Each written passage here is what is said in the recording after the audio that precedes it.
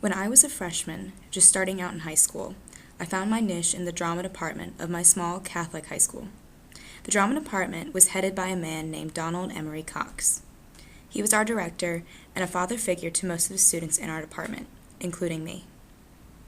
I looked up to Mr. Cox for many reasons, one being that I wanted to get into student directing. Unfortunately, I never had the opportunity to work as a student director under Mr. Cox. He died December 11th, 2009.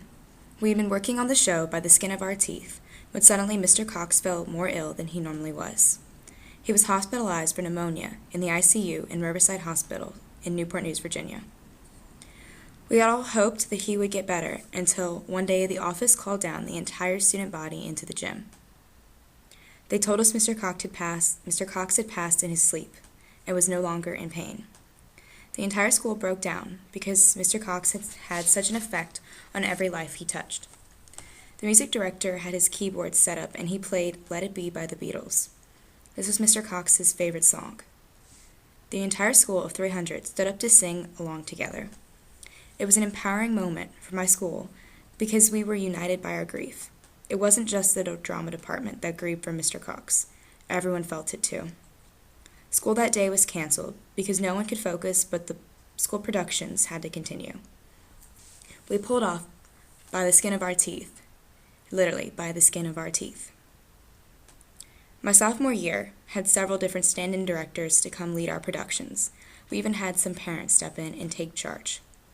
It wasn't until the following year, my junior year, that we were going to have a permanent director.